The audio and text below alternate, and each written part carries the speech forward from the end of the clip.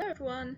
So I am feeling super lazy, and it's probably why I'm procrastinating by shooting videos, but it's also why I'm going to spend this video sitting in a swinging chair and not moving at all because I like sitting down. So soothing.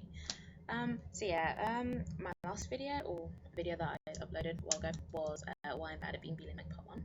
This is part 2, and yeah, as I recall, I got up to the part about the binge and the shame that comes after it, and so yeah, I'm just gonna pick up from where I left off because obviously in these videos I'm not going to cover every single part of why it sucks to be bulimic, but I'm going to try and cover a fair amount of things because I feel it's a very important thing that people need to know about. Eating disorders do carry the highest mortality rate of any. Mortality rate? Oh my gosh, wow, okay, a Freudian slip. Look at that, I'm talking about weight, wow. Mortality rate, wow, okay. Mortality rate of any mental illness, not weight, bloody hell. So yeah, that's why it's an important topic.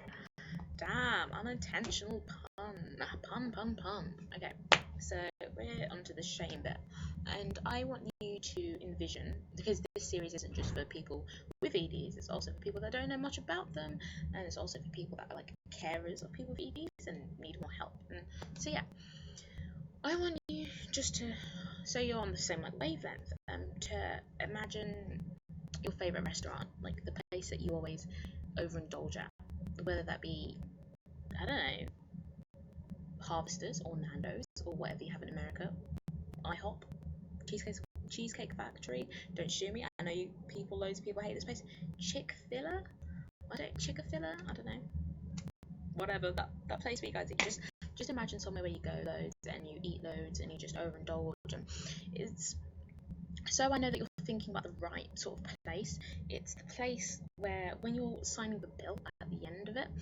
it feels like you're signing your final will and testament, because you've eaten so much you might explode and die there and then on the spot. And then even if you do manage to leave, as you're leaving, you're hunched over because your food babies have food babies. Yeah.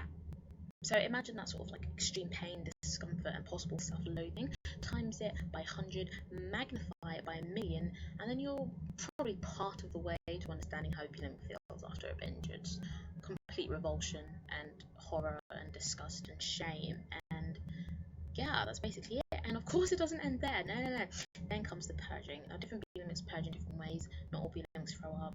Those people have exercise bulimia, diuretic abuse, laxative abuse, but for the sake we're going to go with the one that's people commonly know about, which is the actual throwing up type. So I mean, this is how it goes, step-by-step guide. Yeah, okay, so you go into the bathroom, you look at yourself in the mirror, again all the pure unadulterated self-loathing comes out that we were discussing earlier, and you're like, right, I know what needs to be done. So you walk over to the cubicle, you lock it, you bend down, your knees are on the scummy floor, but you're obviously not thinking about this because you're just in a panic state, and you stick your fingers down your throat. This, ladies and gentlemen, I guarantee you, this is where someone walks in to the bathroom. If you're a restaurant, this is where someone walks into the bathroom. Like, seriously, how this is it's timed to piss you off because you're about to, and this is when someone will walk in to interrupt. And to make matters worse, now envision this, you are in cubicle A, cubicle B, C, D, E, F, and G are all free. And which one is this person going to walk into to use? Yeah, you guessed it, cubicle B, because this is England, and we like to piss people off. Yeah, so they walk in, and if you're lucky, it's going to be quick, and if you're unlucky, they're going to do a poop, and then your head and their buttocks are basically separated by this tiny, thin cubicle wall, and it's not pleasant at all, ladies and gentlemen. And then you have to wait for them to leave, which they finally do, and you start again, sticking your fingers down your throat. But at this point, you're not entirely sure whether you're fighting more to get the food back up your throat, or you're fighting more to keep your hair behind your freaking head because you forgot to bring a damn hairband again. I told you I was bad at being bulimic. It's the first freaking rule, bring a hairband. What am I doing? Why did I not bring a hairband? I'm terrible at this. It's appalling. Please cut your hair off of like, if you're gonna be bulimic, be good at it. But I'm not. So what can you do? So yeah, that happens, and I mean, you do finally get it back up, and it's great, and hooray! Until you look down, and you're like, what is that? Like, what is that? Because like you've done all this work, and you've actually managed to get rid of half a Dorito, half a freaking Dorito. Okay, like seriously, you're telling me I've done all this work and I've done half a Dorito? Like, I really don't like this, because when you watch the movies, okay, kids, or when you watch the films and the TV shows, they have this character that's bulimic for like a day or like an episode, however long it takes for them to think of an actual plot that they're going to put care and attention into. Yeah, so they always have this one character, and they stick one finger down their throat, God bless them, one finger, and all the food comes up, and they stay skinny, hooray. But real life, it doesn't happen like that. It takes a lot of freaking effort and retching and pain and tears. Like, trust me. Stupid misrepresentations, that is my real beef with the media. Excuse the pun, because I'm vegan, but that is my beef. I got beef with the media. It's none of this. Well, it is some of the whole putting pressure on girls. There's a lot of pressure, but their stupid misrepresentation of Persian, like even the name is unnecessary. Like, it relates to Aristotelian principles of catharsis, which is like self-healing and it's lovely and pleasant and healing and just joy and just release. And like, no, it is just pain and effort. And I can tell you another thing about Persian care. Bulimic's worst nightmare. Automatically flushing loos. Like, you know what I was going to say before I said it, didn't you? Like, automatically flushing loos, because you're sitting up here, you're trying to, like, throw up quietly, as quickly and quietly as you can, and this toilet wants to be flushing every 20 seconds, and it's like, bitch, I ate a lot, like, give me some time. And then obviously people are outside getting all worried, they're knocking the door like, sweetie, you know what, I've got a table. Sweetie, are you okay in there? And you're just sort of sitting up here like, no, great, yeah, yeah, great, yeah, it is really uncool. It is like basically the coolest thing ever. The uncoolest thing ever. And it kind of sucks, and the really annoying thing is that I get nowhere. Like, you cannot fathom how annoying it is to have an anorexic mindset for the majority of life, but then to switch at the last minute.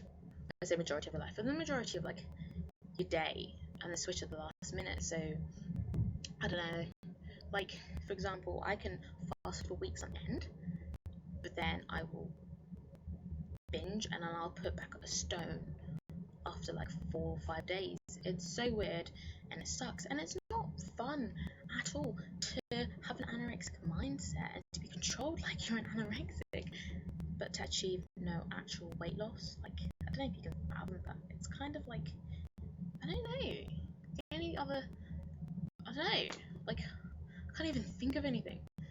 It's just so strange, it's so annoying, and it sucks, and it's kind of depressing, actually, I'm not gonna lie, and it's really frustrating. It just means that I'm stuck in the middle, because you see, I'm not overweight enough that I can actually complain about my weight constantly, because then people larger than me, which there are people larger than me, get offended, because they're like, if you think I'm fat, what am I?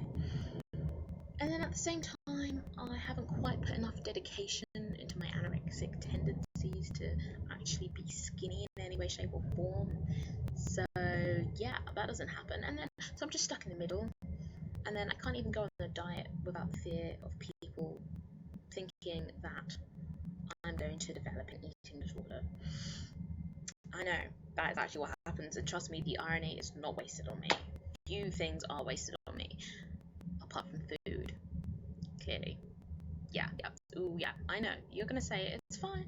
I'm not taking offense, because it's the same thing most people think. Like, I recently told my friend about this whole thing, and we went out to dinner with her grandparents, and grandparents were paying for everything, and so halfway through the meal, I sort of look at my friend, and I'm sort of like, hey, where's the bathroom? And I'm trying to do this with like an air of nonchalance, because I'm sort of like, I don't want her to guess what I'm going to do, so I'm like, hey, where did you say the bathroom was again? Yeah, not that I'm desperate to go or anything, just yeah, just out of curiosity, yeah. And she just sort of catches eyes with me, and she's looking at me, she's like, don't do it, don't you dare. take all that money that my parents were paying for this lovely posh place and throw it down the toilet, effectively. And I mean, you feel guilty, you feel pretty bad, because there's this whole idea and misconception in Western countries that if you would just eat the food on your plate, like if you would just freaking stuff yourself, then all the children starving in third world countries would be so happy. Like all the children that cannot even see your food would be so happy and so grateful to know that you are enjoying all the things that they cannot have. Something like that. That is basically the argument. That basically.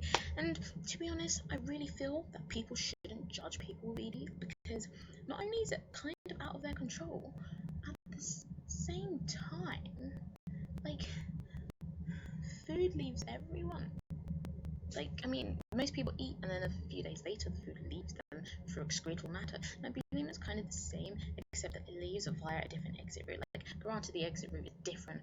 Granted, you expel the food faster, and just granted, you have to hide it in shame even though it's an illness, granted. But like, it's the same thing. So like, I really feel that people need to like take this is judgment. This is judgment right here. Throw it in a little ball, compact the ball, throw it out the window. What are you getting by judging? And like, this video isn't actually meant to judge anyone. It's not meant to really criticize people that much. Like, that is not the point. Like, if anything, it's quite an uplifting video, because whenever you think, oh, I really wish I could have learned how to play the violin, or I really wish I had been chosen at those basketball tryouts, you can always think, well, fair enough, yes, but at least I'm not as sad and pathetic as this girl right here, who spends the majority of her time starving, but is still really fat. And like, if that doesn't make you happy, I don't know what will. Schadenfreude for you, ladies and gentlemen. Like, damn, because starving is to musical instrument as emaciation is to basketball tryouts, right? So yeah, that's what I've got, ladies and gentlemen. Thank you for listening. I keep saying that a lot, but yeah. And it's just an experience of bulimia and how people with bulimia feel like they are really bad people with really fake ED because they have no control. And it's true, we all feel like that. It sucks, but it's true. If you have any questions, please feel free to comment below. As I said, I'm really tired and feeling kind of lazy. I will upload this ASAP. And yeah, I hope you all have brilliant days, and if you like this video, please give it a thumbs up because it makes me happy. And even better, comment below, because I like talking to people and it'll make me happy. And if you're going through recovery or going through an ED, or someone with one, or you just want to learn more about it, feel free to post any questions below. Be nice, be non-judgmental, be lovely, let's all be friends. And yeah, I hope you all have a great day. Love you.